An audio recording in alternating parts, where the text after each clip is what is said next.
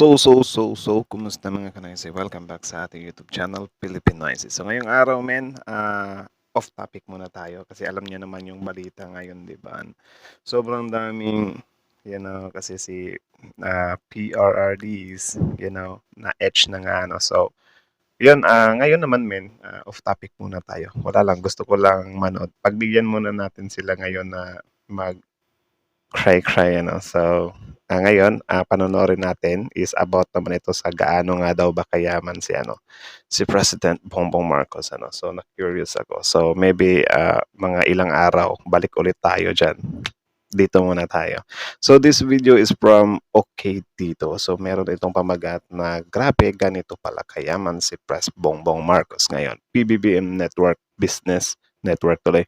Net worth, business, asset, and SALN. So, yun, before we start, okay dito, support nyo yan. Also, kung trip nyo ng mga ganitong reaction video, may kasama kayong manood, huwag nyo na rin kalimutang supportahan yung YouTube channel natin, Philippine Noises. So, mga kanois, hindi na natin ito patatagalin pa. Simulan na natin. So, wala lang, reaction lang tayo. So, again, the title of this video, grabe, ganito pala kayaman si Pres Bongbong Marcos ngayon. PBBM Net Worth, Business, Asset, and SALN. So, like, comment, share, subscribe. Start. Ang pagkakaroon ng limpak-limpak na pera ay ilan lamang sa nais na makamtan ng isang normal na Pilipino. Same. Sa katunayan nga niyan ay, ito ang dahilan kung bakit patuloy na nagsusumikap mag-aral at magtrabaho ang bawat Pilipino. Dahil kaya nga, tapos yung iba asa lang sa mga, mga ayuda, anak ng teteng. No comment ako sa ibang tumatanggap ng ayuda na in need talaga sila. Yung iba kasi mga may kaya naman na pero nasa ayuda program pa rin. Maasa ang bawat isa na balang araw ay makakamtan din nila ito. Sa tuwing pinag-uusapan natin ang kayamanan, hindi natin maitatanggi ang mga report patungkol sa ating presidente na si Bongbong Marcos. Ayun. Na siya raw ay nagmamay-ari ng tone-toneladang gold bars at napakalawak na mga lupain sa ating bansa. Kaya naman, ang init din nung yung gold na yan. Sa videong ito, ating pag-uusapan ng mga ari-arian at mga negosyo ni Pangulong Ferdinand Bongbong Marcos ayon sa SALN. Ayun. Ayon sa SALN to ha. So, may basis to. Dito gawa-gawa lang. Ano kaya ang mga negosyo ang meron siya? At ilang milyon kaya ang halaga ng kanyang mga assets? At totoo nga ba ang sinasabi ng karamihan na galing ito sa nakaw? Hala. So, sana masagot dito kasi napaka-controversial din talaga ng binaabot to kay PBBM about sa, sa yamans niya, di ba? Tandaan natin na noong nakaraang taon, si Vice Presidential Aspirant Lito Atienza ay nagngingit-ngit patungkol kay Bongbong Marcos at tinanong ito kung ano raw ang trabaho ni Bongbong Marcos at kung saan daw niya kinuha ang pera na kanyang ginagamit sa pangangampanya noon. Ating alamin sa SALN ay pinasa ni Bongbong Marcos noong taong 2013. Ang impormasyong ito ay galing sa Philippine Star na may headline na Bongbong Marcos declares 437. So ayan, courtesy din sa Philippine Star. So basahin natin. Bongbong Marcos declares 437 million net worth. Grabe dami. Sana pitikan ako ng 1M dito. 7 million pesos net worth. Ito naman ay isinulat ni Cristina Mendez ng The Philippine Star. Sa 7 senador na naghain ng Statement of Assets, Liabilities, and Net Worth o SALN noong nakarang taon, si Bongbong Marcos ang pinakamayaman na may net worth na 437 million pesos. Grabe. Ito ay tumaas ng 72.8 million pesos ang net worth ni Bongbong Marcos kumpara sa kanyang net worth noong taong Grabe. Ilan na kaya ngayon? Kasi I think 1 year ago na tong video to 2011. Sinabi niya naman na ang pagtaas ay talagang lumabas sa mga bagong alituntunin na itinakda ng Civil Service Commission o CSC. Okay. Kabilang ang pangangailangang ideklara ang acquisition cost ng ibang ari-arian bilang resulta ng mga aral na natutunan noong impeachment trial ng dating Chief Justice Renato Corona. Okay. Ipinaliwanag ni President Bongbong Marcos na sa kanyang SALN ay kailangan niyang gumawa ng mga pagsasaayos sa mga tunay na investments kahit pa ang mga ari-arian ay nananatiling under construction o mga titulong wala pa sa kanya. Kasama sa mga assets ng Pangulong Bongbong Marcos na real properties ay umaabot sa mahigit 303.5 million pesos, 10 million 303. So ano ba siya? Separate? Separate ba? pesos naman na cash on hand at cash na nasa bangko. Siyam na sasakyan na nagkakahalaga ng 16 million pesos. Kabilang din dito ang mga alahas na nagkakahalaga ng 15 million pesos. Mga paintings For sure maraming iiyak dito, men. na nagkakahalaga ng 16.7 million pesos, Nako. shares of stock na nasa 20 million pesos, at Nako. investment sa condominium unit, at Nako. wakwak sa Mandaluyong at iba pang unit sa Ayala, Makati na tinatayang nagkakahalaga ng mahigit sa 85.6 million pesos. So, magkano na yun lahat? Aabot na yun ng bilyon ah. Kumuha rin ang Pangulong Bongbong Marcos ng isang kagalang-galang na appraisal firm para sa kanyang salin. Pina-itemized at pina-appraise niya naman ang kanyang mga koleksyon ng paintings, habang ang kanyang mga ari-arian naman ay nakabatay sa tax declaration para sa real property. Ipinaliwanag ng presidente na ang kanyang kabuuang net worth ay batay sa appraisal report ng Cuervo Appraisers. So, Ang Cuervo Appraisers ay isang firm na kanyang kinuha upang suriin ang kanyang mga ari-arian sa mga nakarang taon. Ang mga ari-arian ni President Bongbong Marcos ay tumaas ng malaki sa paglipas ng mga taon dahil ang kanyang net worth noong taong 2001 ay nasa 126.45 million pesos pa lamang. 126 million. So, umakyat siya ng mga almost 300 million. Tama ba? Or correct me if I'm wrong na lang. No?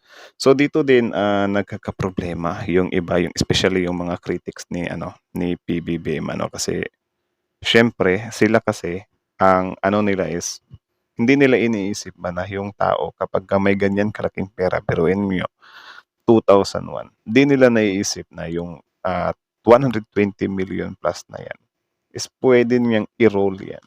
Pwede niyang i-business yan. Diba? Kaya expect mo na by 2012, 2013, 2015, lalaki at lalaki talaga yan. Diba? Pero wala iba yung iba yung tawag dyan. I mean, hahanapan to ng butas talaga ng kalaban nila. So, yun. Ganun yung nangyayari. Biglang gamit ng word na NAKAW.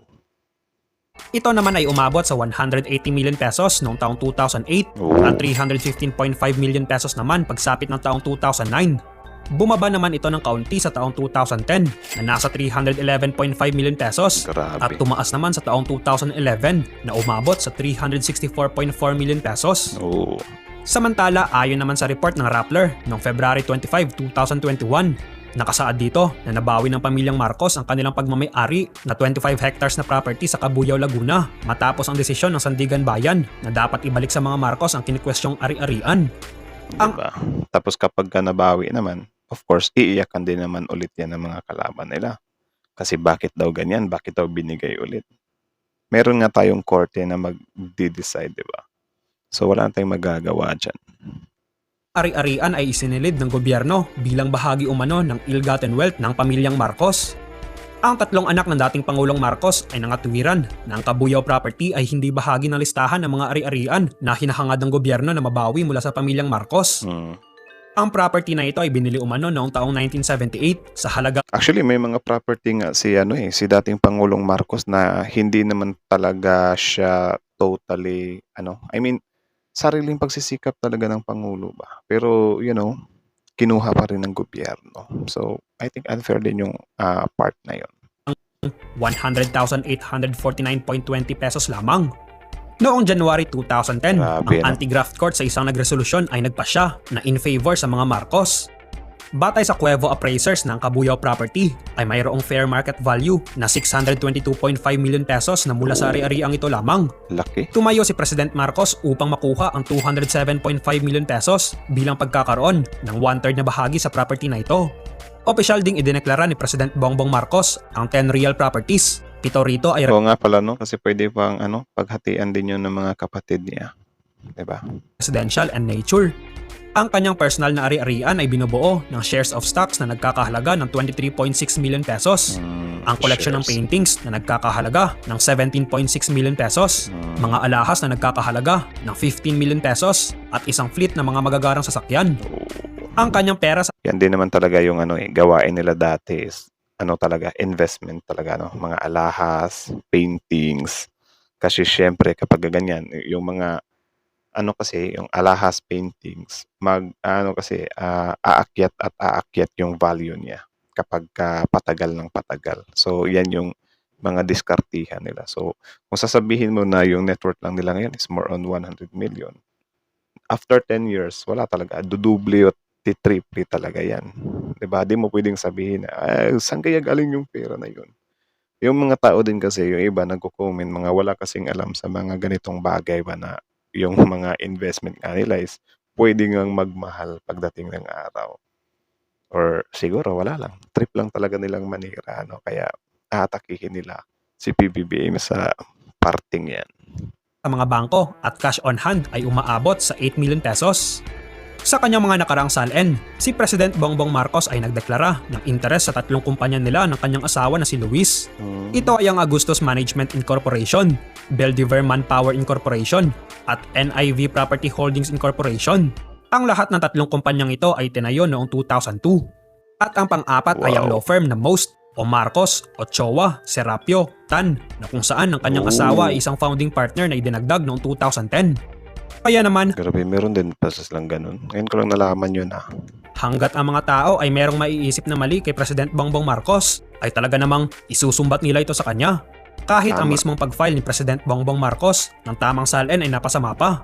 May mga negosyo rin ang pamilyang Marcos at mga Kaya nga men, ito kasi si PBBM, kahit anong gawin niya talaga, pwede talaga siyang atakihin ang tao sa bagay na yan kung saan nila gusto. Kasi yun nga, parang nakabakat na nga daw sa history, So, yun na lang yung parati nilang pinanghahawakan. So, kaya di na rin tayo magugulat men kung hanggang ngayon is yan pa rin yung gagamitin ng kalaban nila. So, kita nyo, yung dating Pangulo is more na atake siya sa side na parang, uy, baka magma-martial LAW ka, so something like that. So, kung iisipin mo men, bakit magma-martial law si PBBM? Gayong yan naman yung rason kung bakit natanggal sa pwesto yung daddy niya, yung tatay niya. Diba? Di ba siya nag-iisip?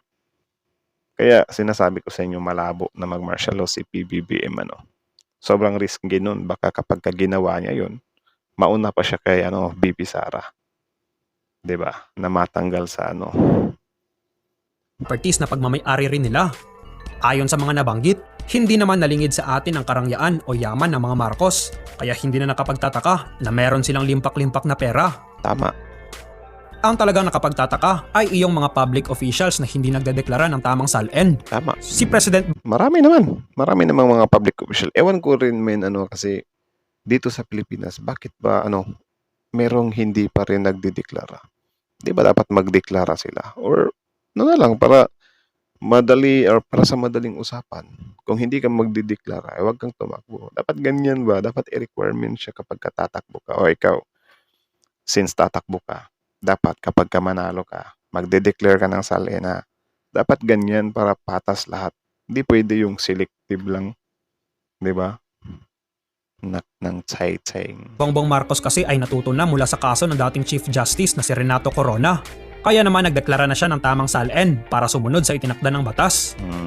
Nagtataka naman ang mga nakalaban ni President Bongbong Marcos noong nakaraang eleksyon kung saan daw niya nakukuha ang mga pera na nakasaad sa kanyang salin. At noong inexplain niya ang patungkol dito ay hindi naman ito pinaniwalaan ng kanyang mga kalaban, pati na Wala na talaga kasi close-minded na sila. Ikaw ba naman men, alangang ikaw kalaban mo si PBBM, alangan namang paniwalaan mo siya, kalaban mo siya. Kapag pinaniwalaan mo siya, wala, matatalo ka. 'Di ba? So expected na natin yan. rin ang mga taga-suporta nito. Sa kabila ng lahat ng mga isyong nakasabit sa pamilyang Marcos ay naniniwala sila ng lahat ng kanilang pagmamay-ari ay pawang resulta lamang ng kanilang pagsusumikap at Tama. naniniwala ang kasalukuyang presidente na hindi magagawa ng kanyang pamilya ang mga akusasyon na ibinibintang sa kanila. Lalo na kapag ang pinag-uusapan ay ang patungkol sa kanilang yaman at ang kanyang sariling ari-arian. Parati ring sinasabi ni President Bongbong Marcos na ang para sa Pilipino ay para lamang sa Pilipino. Si BP Sara at si PRRD ayaw nga pabuksan yung mga bank accounts nila eh. Ano naman ang masasabi mo patungkol sa videong ito? Namangha ka ba sa iyong nalaman patungkol sa kung gaano kayaman ang ating Pangulo? At kung Sakto meron ka lang. pa bang ibang nalaman patungkol sa isyong ito? Mag-iwan lamang ng komento sa ibaba. So, that's it. Yun lang naman mga kanoys. So, sabi ko sa inyo eh. So, kayo, ano masasabi nyo dito? Comment down below. Tapos yun, pag-usapan natin yun sa comment section. So, again, ang video ito mula kay OK dito. So, support nyo yan. Original video link in the description box below. Tapos, syempre, before you leave on our YouTube channel, Filipinoise, don't forget to like, comment, share, subscribe. So, kita nyo naman yun. Sabi ko nga sa inyo, di ba? Off topic muna tayo. Kasi yung mga nangyayari ngayon sa bansa is maraming nagaganyan ba? Baka, ayaw kong, or ibigay muna natin sa kanila itong time na 'to. Parang ano ba, silence, anong tawag diyan? May term diyan, eh. Moment of silence bang tawag diyan, something like kasi umiiyak sila, eh, 'di ba? Si Philip Salvador, umiiyak si Philip Salvador. Grabe, ewan ko kung maaawa ako or matatawa ako kay Philip Salvador kasi mahirap paniwalaan yung iyak niya, eh, kasi artista, eh. 'Di ba? 'Di natin sure kung, yung pag-iyak ba niya na yun is sobrang madamdamin. Ay, sige sabihin natin na madamdamin yung pag-cry ni Philip Salvador, pero 'di natin masasabi kung sobrang madamdamin ba talaga siya ng time na yun. Kasi puwede namang ano, eh, ginamit niya lang yung ano, yung part na yun para, "Uy, need kong magpabango ngayon para manalo akong senador." 'Di ba? Puwedeng merong gano'ng mindset, 'di ba? So, 'di tayo sure kung gaano ka-emosyonal yung iyak na yun kasi artista nga, 'di ba? So yun, since sabi ko nga sa inyo paulit-ulit, 'di ba? Off topic muna tayo sa mga issue-issue ngayon. Dito muna tayo sa yaman ni PBBM. So, malinaw naman sa inyo na sinabi naman dito ni OK dito, 'di ba, na kahit anong gawin, kahit anong sabihin ni PBBM is wala talaga. Hindi talaga siya paniniwalaan ng taong bayan. So, kahit na, nag-declare na nga siya ng salin niya is hindi pa rin pinaniwalaan kasi, oh, yan lang ba talaga or something like that. So, bahala silang maaning kakaisip, ano. And then, malinaw din naman doon na sinabi dito na need or wala, iaano talaga ni PBBM yung tamang salin niya kasi ayaw niyang magaya kay Corona, 'di ba? Kay Renato. So, yun. I think hanggang dito na lang muna. Parang di ko mapigilan yung bibig ko, eh. Parang gusto ko talagang pag-usapan yung nangyayari ngayon. Pigil-pigil muna tayo. Sige lang, mga bigyan natin sila ng 2, 3 or 5 days, something like that. Tsaka babalik tayo sa mga pinag-aano nila. Kasi kung ano-ano na yung mga pinagsasasabi nila, eh. Tsaka shoutouts din pala kay Mauning, ang kakapapal ng mumukha niya talaga. Grabe, ngayon pa talaga siya 'di ba, makiusyoso dito sa bansa natin. Ang sarap talagang, Mauning talaga. So, I think hanggang dito na lang muna, guys. So, okay dito, support niyo 'yan. Tapos siyempre Filipinoise, support niyo rin. So, like, comment, share, subscribe. Anyways, thank you for subscribing. Umabot tayo ng 100,000. So, salute. So, thank you so much for watching Filipinoise. Like, comment, share, subscribe.